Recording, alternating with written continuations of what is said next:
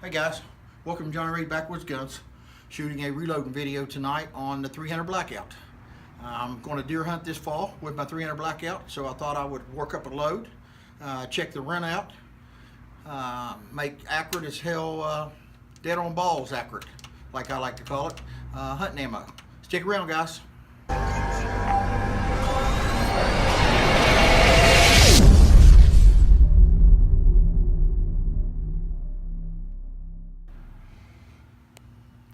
Okay guys, first things first, whenever I'm picking out a load, I start with my load book. Well, of course, I'm shooting 300 Blackout, and 300 Blackout's not in this book. So I had to go to the internet and download Nosler's load data for 125 grain bullets. I'm using Nosler bullets. I'm using a set of competition dies for a 308.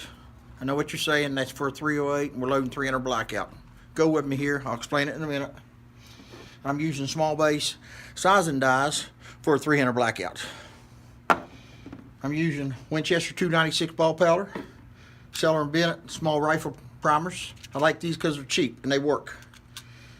And I had to order a elevated number 10 shell holder to make the 308 competition dies work for the 300 Blackout. Alright guys, we'll next step is put all this together and get on it. Okay guys, I like sizing my die with these small base sizing dies. This 300 Blackout small base die. I set my die up.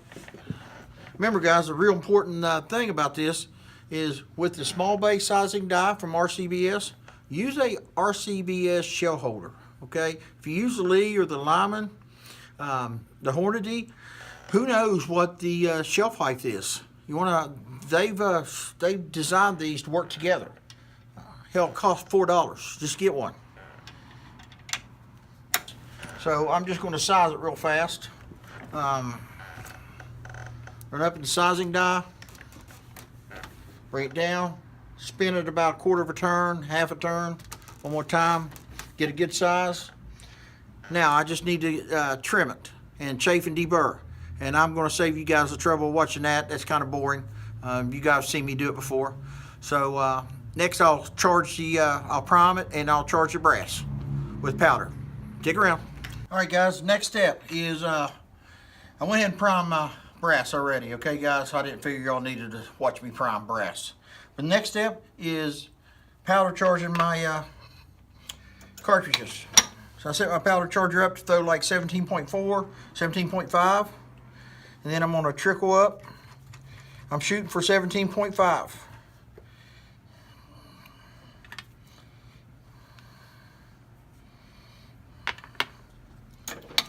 Powder a few of these for you. It's throwing about 17.3, and then I'm just trickling up to 17.5.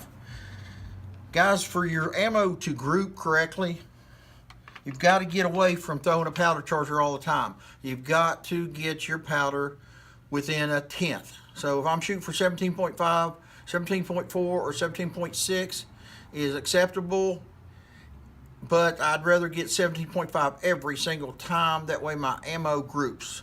If you want to shoot 3-inch groups at 100 yards, just throw whatever hell kind of powder you want. Throw it within a grain or two.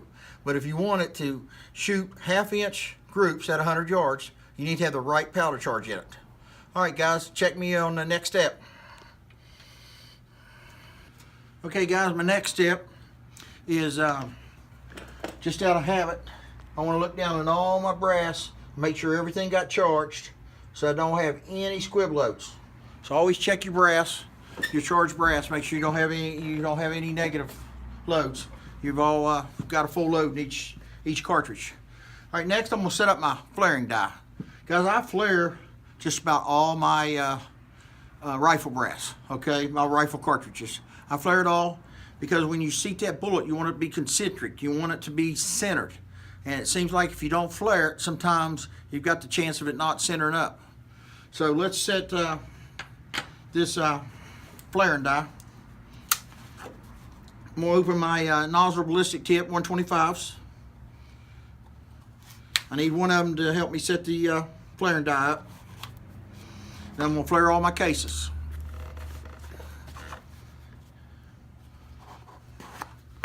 Let me grab one of these projectiles out of here, one of the 125s. 125 boat tails, ballistic tip. I think I've got it set up, preliminary setup. We'll just have to run it up, feel it flare. Yeah, that feels good. All right, we'll save this seating the bullet in just a minute.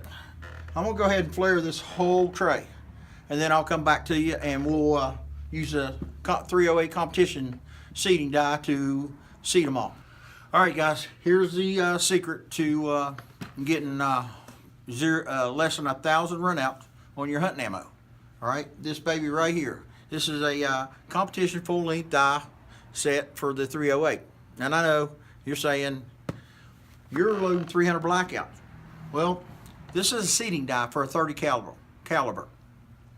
It'll seat most of your 30 caliber brass, your 308, your 30-06, your 300 Remington Ultra Mag, your 300 Weatherby Mag, your 300 Winchester Mag, your 300 Blackout. Okay, guys, all you have to do is run the housing up and down and get your correct length, set your height, and then let the die work for itself. Now it comes with a number 3 elevated shell holder. I ordered number 10 because everybody knows 300 Blackout is a 30 caliber bullet sitting on top of a 223 brass. So the number 10 fits the 223 brass.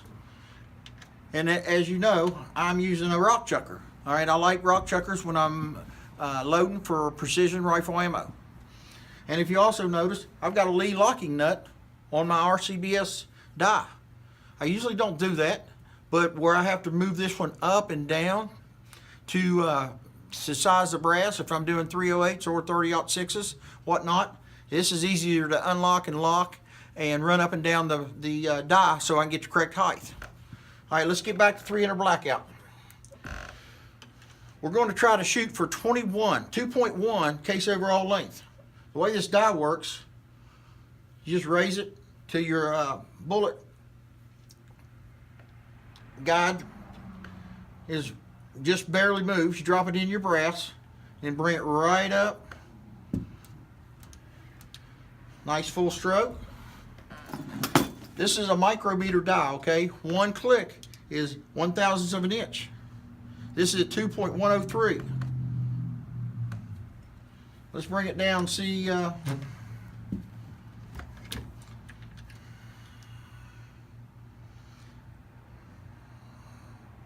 We're getting there. Two more clicks. We should be at 2.100.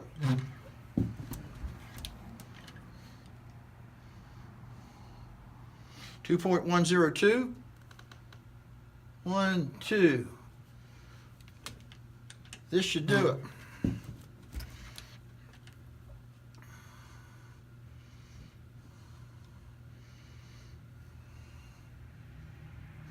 .101. When you're trying to get 0 run out or less than 1,000th run out, it's real important that you seat these bullets the exact same depth. We're there. All right, I'm going to seat all these bullets, and I'm going to come back and I'm going to use a Lee factory crimp, and I'm going to crimp these. All right, guys, I got my ammo made here, all seated at 2.100. Now I'm screwing down my Lee factory crimp. I've already got it set with my lock nut. All I gotta do is take it down, tighten it up.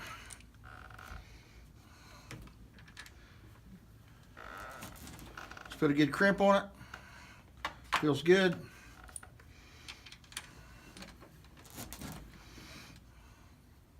Oh yeah.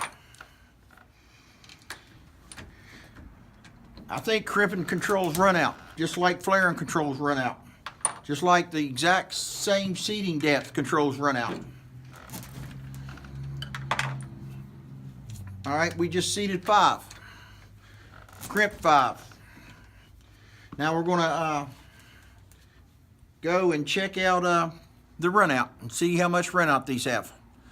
Stick around, be right back. Okay guys, we're back. I've done seeded my bullets and I've crimped them. Let's check the run out on these.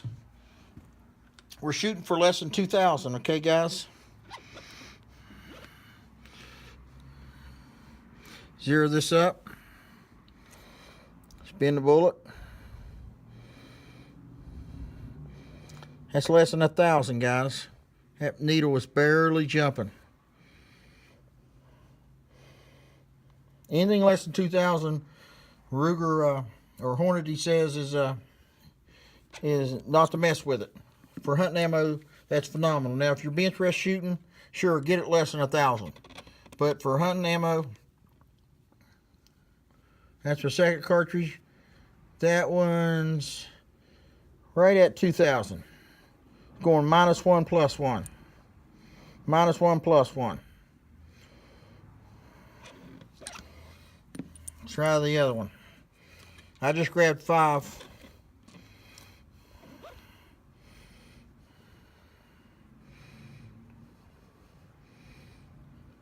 All you do is spin the bullet when you get it in the glide and see how your needle bumps up and down.